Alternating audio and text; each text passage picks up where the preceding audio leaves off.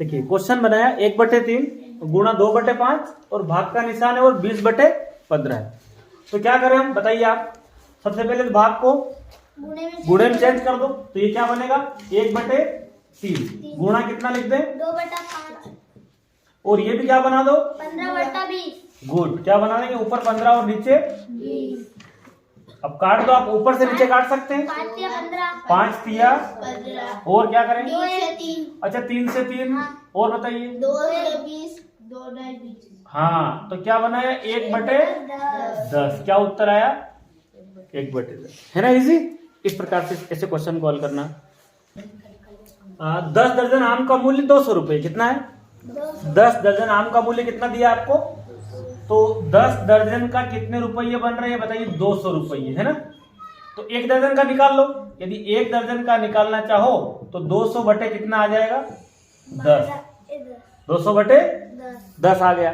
ठीक है, लेकिन अपने को 100 दर्जन लाना है, क्या करना है, ये 1 दर्जन का मूल्य इतना है, यदि 100 दर्जन लाना हो ना तो ये 1 दर्जन के मूल्य में किसका गुणा कर दो 100 का।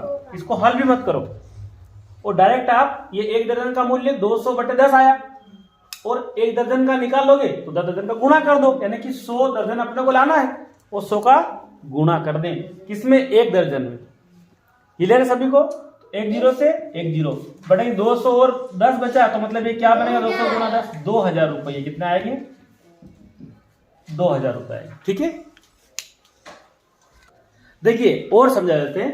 3 दर्जन का मूल्य 12 रुपये, 3 दर्जन आम का मूल्य कितना है, तो देखिए 3 दर्जन का मूल्य कितना बताया आपको 12, तो 1 दर्जन का निकालना हो तो ये 3 कहां चला जाएगा 12 के बटे में।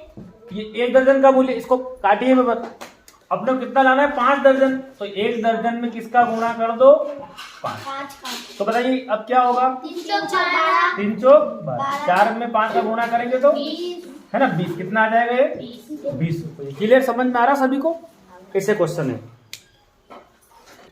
देखिए, कोई धन साधारण ब्याज पर 20% की दर से, साधारण ब्याज पर है ना, कोई धन साधारण ब्याज पर 20% दर से कितने समय में 6 गुना होगा।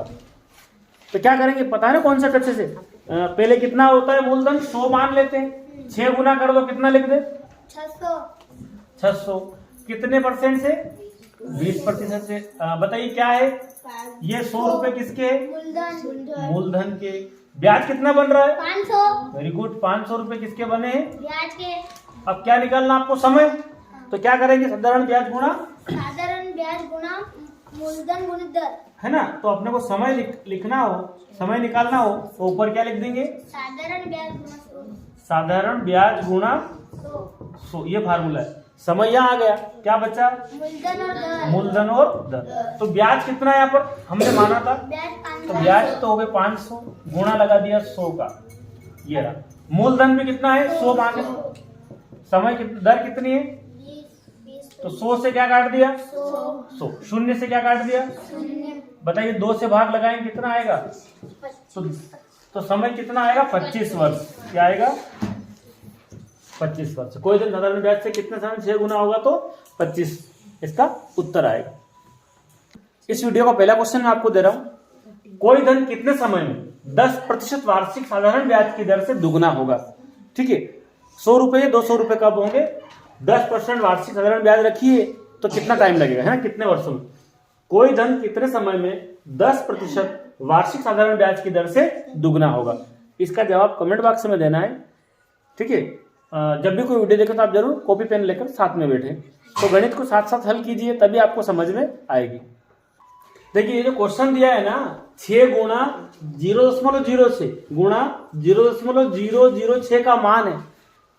आप क्या करेंगे दशमलव को भूल जाओ पहले, तो 6 का गुणा 6 में कितना आता है 6 6 36, 36 का गुणा फिर 6 में करेंगे 216 यहाँ भी है यहाँ भी है यहाँ भी सब जगह। आप दशमलव गिन लो 1 2 3, इसके बाद 4 5, तो 5 अंक के आगे दशमलव लगाना है। बताइए कहाँ लगाएंगे, ये मिल रहा है ए नंबर पर, तो ऑप्शन ए करेक्ट होगा। इस प्रकार से आपको बिना पेन चलाए भी हम इसको डायरेक्ट हल कर सकते हैं, तो ये ऑप्शन नंबर ए होगा यहाँ पर। देखिए क्या क्वेश्चन है, एक आदमी 1000 रुपये कमाता है, 500 की बचत करता है, 1000 रुपये कमा के लाया और 500 रुपये बचा लिए, इसका मतलब 1000 में से 500 बचा लिए तो क्या बचा, कितना और बचा, तो मतलब खर्चा कितना हुआ सबसे पहले देखते हैं। 1000 कमाए, उसमें से 500 रुपये क्या कर ली, माइनस बचत, तो खर्चा कितना हो गया, 500 खर्च 500 रुपये हो गया, क्या हो गया। तो आय का कितना प्रतिशत वो खर्च करता है, तो सबसे पहले खर्च 500 रुपये प्रतिशत में निकालना ना, खर्च आपको क्या निकालना है, खर्च प्रतिशत में निकालना है। तो 500 रुपये खर्चा हो रहा, रुपये में खर्च कितना आ रहा, 500, और बचत कितनी उसकी 1000, गुणा किसका लगा दो प्रतिशत के लिए 100, तो 2 शून्य से 1 शून्य से 1 शून्य, कितना 50%। भाई 500 का आधा ही तो समझ में आया ना क्वेश्चन, इजी क्वेश्चन। 1000 कमाता है, 500 रुपये खर्चा कर देता है और 500 बच जाते हैं, तो मतलब 50% तो खर्चा कर रहा है, 50% अपना बचत कर रहा है। क्वेश्चन समझ में आया आपको। अभी मेरे को करके बताइए, मैं क्वेश्चन दे रहा हूँ, एक आदमी 500 रुपये कमाता है, 700 रुपये की बचत करता है, तो उसकी आय का कितना प्रतिशत खर्च करता है बताइए, कितना उत्तर आ रहा, 30%, बिल्कुल सही है। सबसे पहले खर्चा कितना कर, 1000 रुपये कमाता, आय कितनी, आय 1000, बचत कितनी कर रहा 700, इसका मतलब कितने 300 रुपये खर्च कर रहा है, तो 300 रुपये का परसेंट निकाल लो। 300 रुपये कितने रुपए पे खर्च करता, 1000 कमाने पर, गुणा लगा दो किसका 100 का, 2 0 से 2 0, 1 0 से 1 0, 30%, कितना परसेंट, कितना खर्च कर रहा हो 30%। एक क्वेश्चन नंबर 2 बनाया मैंने आपके लिए। एक आदमी 1200 रुपये कमाता है और 300 की बचत करता है, मतलब ये कि 1200 रुपये कमाता है और वो बाकी खर्चा कर देता है, बचते कितने, सिर्फ 300 बचते हैं। अब 1200 में से 300 बच रहे, खर्चा कितना हो गया 900 का, कितने का खर्चा हो गया, तो इसका मतलब है कि 1200 में से 300 बचा रहा, तो 900 रुपये खर्च हो गए, तो उसकी आय का कितना प्रतिशत, तो 900 रुपये जो खर्च है ना उसका परसेंट बताना आपको। तो क्वेश्चन नंबर 2 जो मैंने लिखा है, इसको कमेंट बॉक्स में इसका जवाब देंगे, 25%, 50%, 75%, क्या आपका जवाब आ रहा है, आप जरूर कमेंट बॉक्स में अपना उत्तर दीजिए।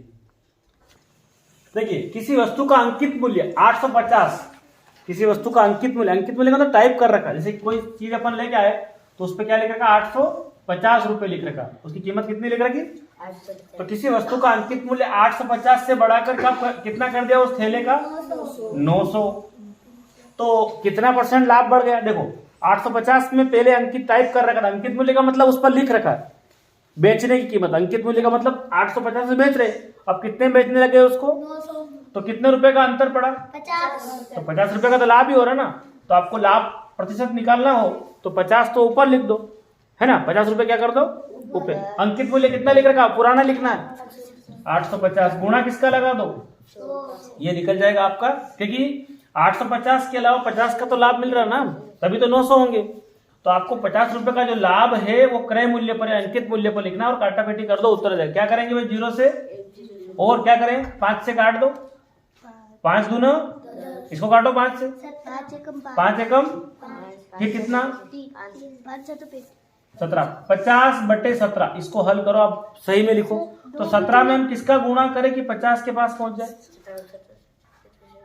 बताइए 17 दूना 34, 2 बचा, 2 से क्या, हाँ 100 हो गया, क्या हो गया ऊपर 50 गुणा 2 कितना हो गया है 100 हो गया, वेरी गुड। 100 बटे कितना 17, 17 के पहाड़े को बोलो 100 के आसपास कहां तक जाएगा, बोलिए, लगाई दिमाग, कहां तक जाएगा, 17 पंजे 85 में कितना और जोड़ दो, तो ये आएगा लाभ 5 सही 15/17%। क्लियर है सभी को, ये प्रश्न आएगा, ठीक है। तो मैं क्वेश्चन नंबर 3 आपके लिए बना रहा हूं, किसी वस्तु का अंकित मूल्य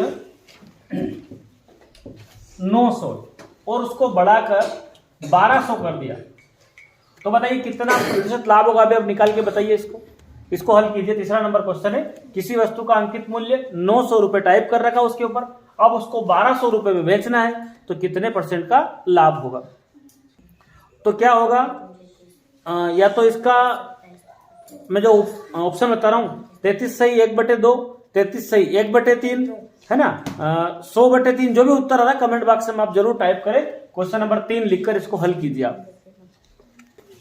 कभी कभी ऐसे क्वेश्चन पूछ ले, बहुत इजी है वैसे तो, किसी आयत की लंबाई 1 सेंटीमीटर, आयत मतलब बोर्ड जैसा आमने सामने से बराबर, लंबाई कितना सेंटीमीटर 1 सेंटीमीटर, चौड़ाई कितना y सेंटीमीटर, तो क्षेत्रफल होगा। तो पहले आयत का क्षेत्रफल का फॉर्मूला बताइए, क्या होगा भाई? आयत का क्षेत्रफल बराबर क्या होता है? 2 cos 2 लंबाई आयत क्षेत्रफल क्या होगा बताइए? लंबाई लंबाई गुणित चौड़ाई, हाँ लंबाई गुणित चौड़ाई वो परिमाप होता है कोष्टक वाला, 2 लंबाई प्लस चौड़ाई परिमाप होगा। लंबाई कितनी दी है? x सेंटीमीटर, चौड़ाई कितनी दी है? y। तो आपको ये क्या आएगा? x y सेंटीमीटर, ये तो करना है गुणा लगा के, x का y में गुणा करें क्या आएगा? x y centimetre. लेकिन क्षेत्रफल निकालना क्या लगाना इकाई में? इकाई में घात 2 लगा दो, या फिर क्या लिखो? x y वर्ग सेंटीमीटर, ऐसा बोलना पड़ेगा आपको, है ना? ये क्षेत्रफल था, बस लंबाई चौड़ाई कोई आंकड़ा दिया ही नहीं, x y में दे दिया, उन दोनों का गुणा कर दो, क्या आएगा? x इंटू वाई, और वो सेंटीमीटर की घात 2, यानी क्या लिखेंगे इसको? x इंटू वाई वर्ग सेंटीमीटर। क्लियर समझ आ रहा है आपको?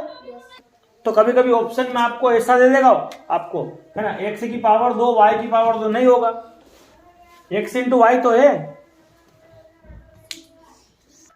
देखिए ये क्वेश्चन दिया है 81 बटे इकाई दहाई सैकड़ा हजार 10,000। 81 बटे 10,000 को दशमलव में कैसे लिखेंगे? क्या करेंगे? कुछ आइडिया आ रहा है? क्या करेंगे? क्या उत्तर आएगा? ये 81 है, अगर यहाँ 10, 100, 1000 हो तो आसान है, आप क्या करेंगे? 0, इसके नीचे फिर 0। अब कितना गैप हो रहा? ये। अब 1 के ऊपर क्या लगा दे? पॉइंट लगा दे, और कितनी गैप पड़ रही? 2 0 और बढ़ा दे, ये उत्तर आ गया। क्या समझ में आई बात? ऐसे लिखते इसको, और आगे क्या लगा दो? 0। अगर मैं आपसे पूछूं 8 बटे 100 है, इसको दशमलव में लिखिए, इधर देखिए, तो आपने 8 के नीचे 0 देखा, एक के ऊपर पॉइंट लगा दो, 0 बचा तो ये लिख दो, फिर आगे क्या लगा दो? ऐसे होगा ये क्वेश्चन, ठीक है? तो 81 बटे 10,000 को इस प्रकार से लिखेंगे। मैं क्वेश्चन दे रहा हूं आपको, ये 5वां क्वेश्चन होगा, आपको बताना है, ठीक है? 29 बटे 10,000 को कैसे लिखेंगे? दशमलव में कैसे लिखेंगे? तो क्वेश्चन नंबर 5 होगा, कमेंट बॉक्स में आपको टाइप करना है कि 29 बटे 10,000 को दशमलव में कैसे लिखते हैं। सबसे छोटी अभाज्य संख्या आपको बतानी है, 2 होगी, 5 होगी, 3 होगी या 1 होगी। सबसे छोटी अभाज्य संख्या कौन सी है? 2 है। 1 ना तो भाज्य और ना ही अभाज्य है। अच्छा यहाँ चेंज कर दे कि सबसे छोटी विषम संख्या कौन सी है? सबसे छोटी सम संख्या कौन सी है? 2। अच्छा सम भी है ना अभाज्य भी है? 2 है ना, सम भी है और अभाज्य भी है, तो वो 2 है, ठीक है? 1 ना तो भाज्य और ना ही अभाज्य है, ठीक है? ये सम भी है और अभाज्य भी है, सम भी और अभाज्य भी है। और सबसे पहली विषम संख्या 1 कौन सी? 1 के बाद 3, ठीक है? क्या क्वेश्चन पूछा है? 5 9 6 9 3, यानी कि 59,693 में इकाई व सैकड़े के स्थानीय मान का अंतर। सबसे पहले इकाई पे कौन है? 3 है। सैकड़े पर इकाई दहाई सैकड़े पर कौन है? तो ये ऐसा है, आप 600 में से 3 कम कर दो, यही करेंगे। 3 में 600 हो गए नहीं, तो ये तो है 600 में से आपने 3 कम किया, कितना बचा? ये आएगा ना, बस ये अंतर है ना। ऐसे क्वेश्चन भी आपसे पूछ सकते हैं। क्वेश्चन नंबर 6 दिया मैंने, 17,857 में इकाई व सैकड़े के स्थानीय मान का अंतर आपको कमेंट बॉक्स में टाइप करके बताना। क्वेश्चन नंबर 6 है, इसमें क्या उत्तर आ रहा है आप जरूर अपना जवाब दे, है ना, अपनी राय दे। मेरा जो प्रयास है आपके लिए है, मैंने ईमानदारी से एक सही दिशा में आपके लिए प्रयास किया है। आप जरूर उन सभी वीडियो को देखें, आप जरूर सफल हो सकते हैं। 828 प्रथम 5 अभाज्य संख्या का योग, है ना, क्या होगा? प्रथम 5 अभाज्य संख्याओं को जोड़ेंगे तो क्या आएगा? देखिए प्रथम 5 में तो 2 आ जाएगी, फिर 3 आ जाएगी, 5 और 7 और उसके बाद 11, इन सबको जोड़ दो, आप क्या आएगा? 3 और 2 5 और 5 10 7 17 और 1 18, हासिल आया 1 28 आएगा। कितना आएगा? प्रथम 5 अभाज्य संख्याओं का योग अगर आपको करना है तो कितना आएगा? प्रथम 5 अभाज्य संख्या पता है ना आपको? 2 है, 3 है, 5 है, 7 है, उसके बाद 11 है, 13 है, 17 और 19। इस प्रकार से 1 से 20 के बीच में कितनी अभाज्य संख्या हो गई? 8। 1 से 10 के बीच में कितनी अभाज्य संख्या? 2 क्या है? सम भी और अभाज्य भी है, सम भी और अभाज्य भी, ठीक है। सबसे छोटी सम संख्या 2 है और अभाज्य भी 2 है, ठीक है। 1 से 20 तक के बीच में 8 अभाज्य संख्या है। 5 अंकों की सबसे बड़ी संख्या में 1 का गुणनफल क्या होगा? 1 का गुणनफल कीजिए 5 अंकों की सबसे बड़ी संख्या में, बताइए क्या जवाब आएगा इसका? तो सेम वही संख्या रहेगी ये तो, है ना। 5 अंकों की बड़ी संख्या ये रहेगी, यही है। इसमें 1 का गुणनफल होगा तो ये सेम टू सेम यही संख्या आ जाएगी। 1 का गुणा करने पर कोई परिवर्तन नहीं होता है, ये क्वेश्चन था, ठीक है। अगर यहां मैं लिख दूं 1 अंक की, यहां पर कुछ चेंज कर दें, 5 अंकों की सबसे बड़ी संख्या में 1 अंक की बड़ी संख्या, सॉरी चलो 2 अंक की छोटी संख्या कर देते, क्या कर देते हैं? 2 अंक की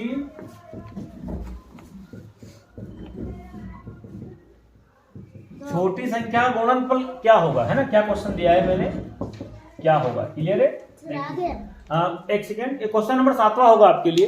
5 अंकों की सबसे बड़ी संख्या में 2 अंक की छोटी संख्या का गुणनफल क्या होगा, ठीक है। तो आप करके बताइए 2 अंकों की सबसे छोटी संख्या कौन सी है और 5 अंकों की बड़ी संख्या तो हमने यहाँ पर लिख दी है। तो 5 अंकों की सबसे बड़ी संख्या में 2 अंक की सबसे छोटी संख्या का गुणा करके बताइए क्या जवाब आ रहा है।